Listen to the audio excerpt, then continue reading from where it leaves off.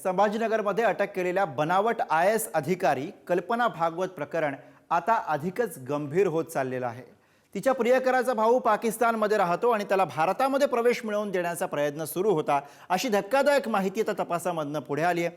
या संपूर्ण प्रकरणामध्ये पाकिस्तान अफगाणिस्तान कनेक्शन असल्याने तपास अधिकच गुंतागुंतीचा झाला आहे। त्यामुळे आता या प्रकरणामध्ये राष्ट्रीय तपास यंत्रणेची ही एंट्री होऊ शकते। बघूया।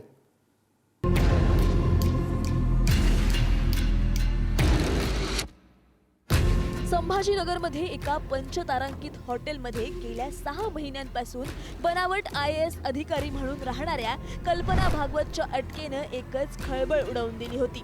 त्यानंतर आता कल्पना भागवतच्या चौकशीनंतर या प्रकरणाने आंतरराष्ट्रीय रूप धारण केलंय। या प्रकरणात दिल्लीतून दोघांना अटक करण्यात आली आहे, तर पाकिस्तान आणि अफगाणिस्तानापर्यंत कल्पना भागवत प्रकरणाचे धागेदोरे पोहोचले असल्याचं तपासात समोर आलंय।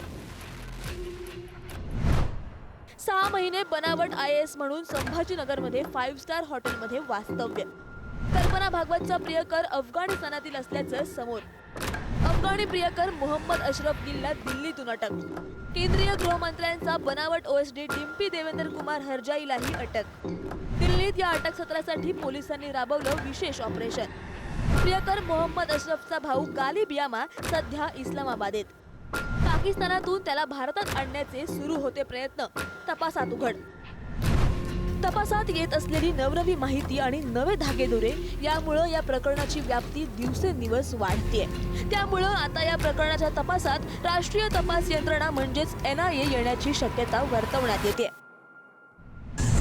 बनावट IAS महिला, पाकिस्तान आणि अफगाणिस्तानशी तिचे असलेले संबंध आणि महिला आणि प्रियकराचे दिल्ली दौरे यातून या प्रकरणाचा गूढ दिवसेंदिवस वाढत चाललंय।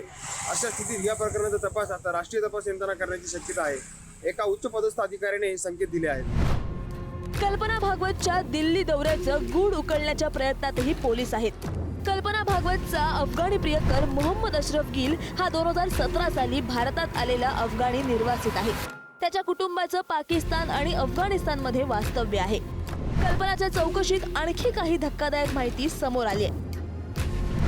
कल्पना भागवतने अशरफचा नंबर आपल्या मोबाईलमध्ये माय लवली हजबंड या नावाने सेव्ह केला होता। अशरफ संभाजीनगरमध्ये अनेकदा येऊन गेला होता।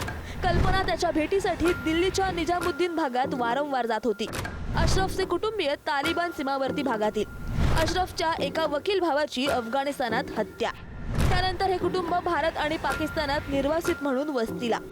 दुसरा आरोपी डिम्पी हरजाई हा केंद्रीय गृहमंत्र्याचा OSD असल्याचं भासवायचा। डिम्पीच्या सोशल मीडियावर मोठ्या नेत्यांसोबतचे फोटो। डिम्पीकडे दर 1.5 महिन्याला नवीन महागडे फोन। ग्लॅमरस लाईफस्टाईल असलेल्या डिम्पीचे उत्तर प्रदेश आणि हिमाचल मधील काही नेत्यांशी चांगले संबंध असल्याचंही तपासात समोर आलंय। कल्पना भागवत ही खाटू श्यामची भक्त आहे। राजस्थानमध्ये गेली असताना एका कॉमन मित्राच्या माध्यमातून तिची आणि डिम्पी हरजाईची भेट झाली आणि साधारणतः वर्षभरापूर्वी ही तिची भेट झाली। त्यापासून दोघांचा संपर्क वाढत गेला आणि त्यानंतर बनावट IAS नेटवर्कचा धागा विणला गेला। बनावट IAS प्रकरणी सुरू झालेलं कल्पना भागवत प्रकरण आता देशाच्या सुरक्षिततेच्या मुद्द्यापर्यंत येऊन ठेपलंय। येत्या काही दिवसात या प्रकरणात आणखी काही धक्कादायक माहिती समोर येण्याची शक्यता आहे। त्यामुळे येत्या काळात हे सर्व प्रकरण काय वळण घेणार हे पाहणं महत्त्वाचं असेल। सुमित पवार, पुढारी न्यूज, छत्रपती संभाजीनगर।